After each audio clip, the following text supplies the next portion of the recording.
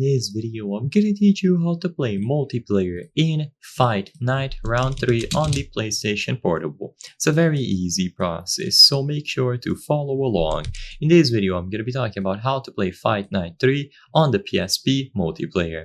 So you can do this using the actual console, so if you and a friend have a PSP with a copy of the game, or by using an emulator like PPSSPP.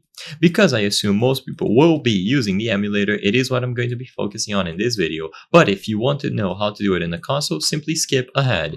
So the most important thing is that you set up the emulator. To actually get a multiplayer session going, go over to multiplayer from the home screen, then choose Ad Hoc. And now, one of you will have to host the game, so one of you choose Create Game at the bottom, and then set up the parameters. The other person will be able to join the lobby once it appears here.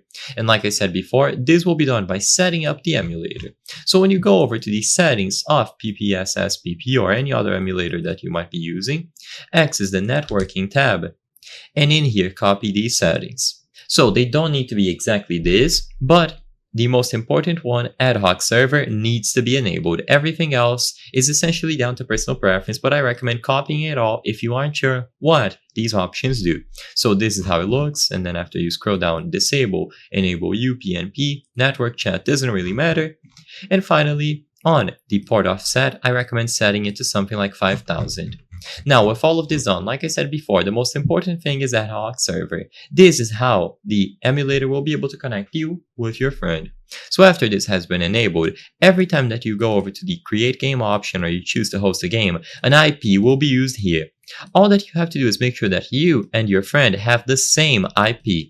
So share the same IP with your friend, make sure that both of you have the exact same address under this option, change PRO Ad Hoc Server IP address, and once it is the same between you and your friend, like you see here, you input the server address here and then you choose OK, then the lobby should appear. So as soon as one of you two creates the game and you have the same server address, the other person will be able to join the lobby here.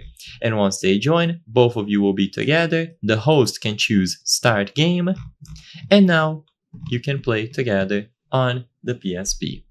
And of course, if you are doing this through the console without the use of an emulator, it's even simpler because as soon as one of you two create the game, it is going to appear right here. There's no need to go into the network settings. As long as you have both PSP in close proximity of each other and the game is created, they will be able to communicate between themselves and you can join the game right away.